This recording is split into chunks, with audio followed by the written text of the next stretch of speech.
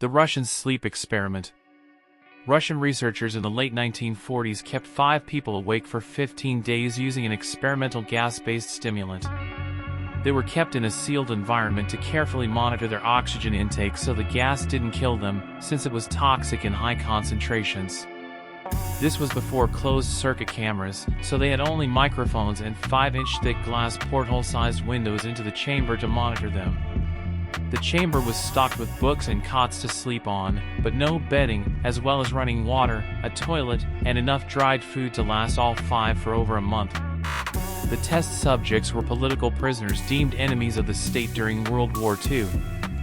Everything was fine for the first 5 days. The subjects hardly complained, having been promised, falsely, that they would be freed if they submitted to the test and did not sleep for 30 days.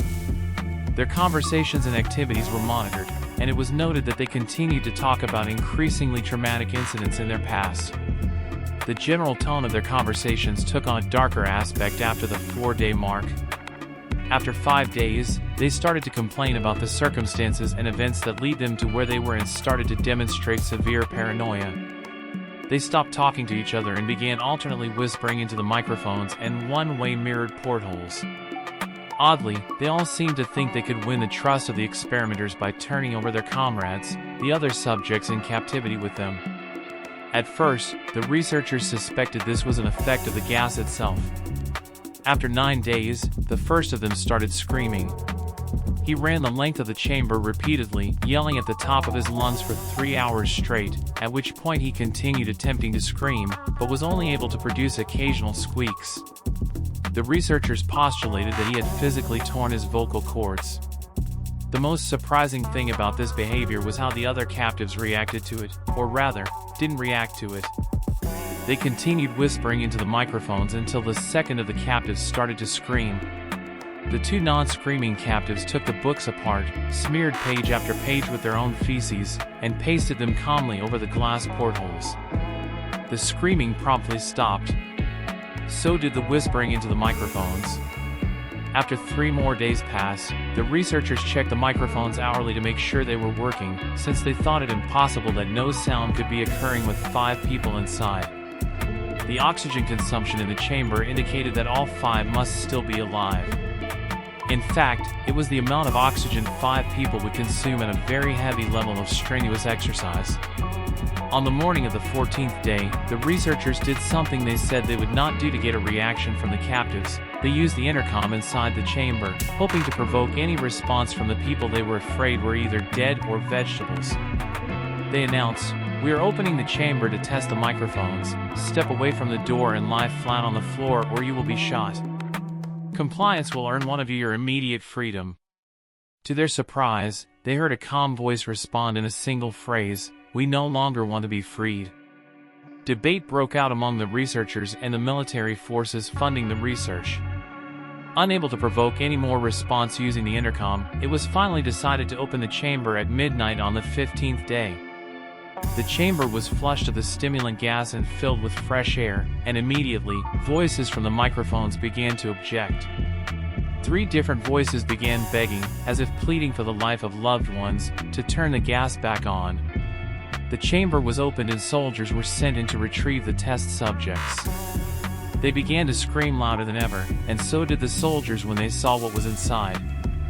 4 of the 5 subjects were still alive, although no one could rightly call the state that any of them in life. The food rations past day 5 had not been so much as touched. There were chunks of meat from the dead test subjects' thighs and chests stuffed into the drain in the center of the chamber, blocking it and allowing 4 inches of water to accumulate on the floor. Precisely how much of the water on the floor was actually blood was never determined.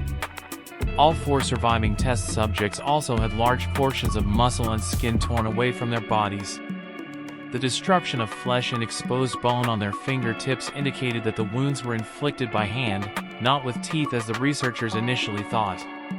Closer examination of the position and angles of the wounds indicated that most, if not all of them, were self-inflicted. The abdominal organs below the ribcage of all 4 test subjects had been removed. While the heart, lungs, and diaphragm remained in place, the skin and most of the muscles attached to the ribs had been ripped off, exposing the lungs through the ribcage. All the blood vessels and organs remained intact, but had been taken out and laid on the floor, fanning out around the eviscerated but still living bodies of the subjects. The digestive tract of all four could be seen to be working, digesting food. It quickly became apparent that what they were digesting was their own flesh that they had ripped off and eaten over the course of days. Most of the soldiers were Russian special operatives at the facility, but still, many refused to return to the chamber to remove the test subjects.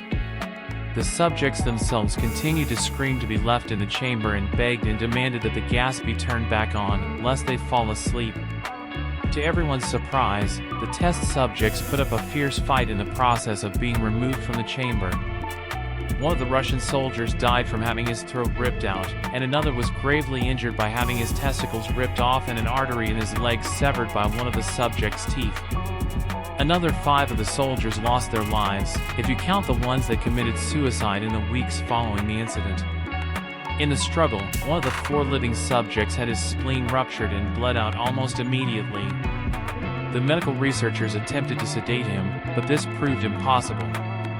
He was injected with more than 10 times the human dose of a morphine derivative and still fought like a cornered animal, breaking the ribs and arm of one doctor.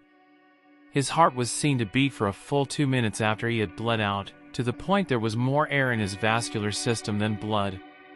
Even after it stopped, he continued to scream and flail for another 3 minutes, struggling to attack anyone in reach and just repeating the word more over and over, weaker and weaker, until he finally fell silent. The surviving 3 test subjects were heavily restrained and moved to a medical facility, the 2 with intact vocal cords continuously begging for the gas, demanding to be kept awake. The most injured of the 3 was taken to the only surgical operating room that the facility had. In the process of preparing the subject to have his organs placed back within his body, it was found that he was effectively immune to the sedative they had given him to prepare him for the surgery. He fought furiously against his restraints when the anesthetic gas was brought out to put him under. He managed to tear most of the way through a 4-inch wide leather strap on one wrist, even through the weight of a 200-pound soldier holding that wrist. It took only a little more anesthetic than normal to put him under, and the instant his eyelids fluttered and closed, his heart stopped. In the autopsy of the test subject that died on the operating table, it was found that his blood had tripled the normal level of oxygen. The muscles that were still attached to his skeleton were badly torn, and he had broken 9 bones in his struggle to not be subdued. Most of them were from the force his own muscles had exerted on them. The second survivor had been the first of the group of 5 to start screaming. His vocal cords destroyed, he was unable to beg or object to surgery, and he only reacted by shaking his head violently in disapproval when the anesthetic gas was brought near him. He shook his head yes when someone suggested, reluctantly, that they should try the surgery without anesthetic, and did not react for the entire 6-hour procedure of replacing his abdominal organs and attempting to cover them with what remained of his skin. The surgeon presiding stated repeatedly that it should not be medically possible for the patient to still be alive. One terrified nurse assisting the surgery stated that she had seen the patient's mouth curl into a smile several times, whenever his eyes met hers. When the surgery ended, the subject looked at the surgeon and began to wheeze loudly, attempting to talk while struggling.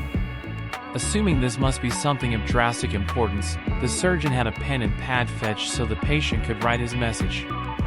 It was simple. Keep cutting. The other 2 test subjects were given the same surgery, both without anesthetic as well, although they had to be injected with a paralytic for the duration of the operation. The surgeon found it impossible to perform the operation while the patients laughed continuously. Once paralyzed, the subjects could only follow the attending researchers with their eyes. The paralytic cleared their system in an abnormally short period of time, and they were soon trying to escape their bonds.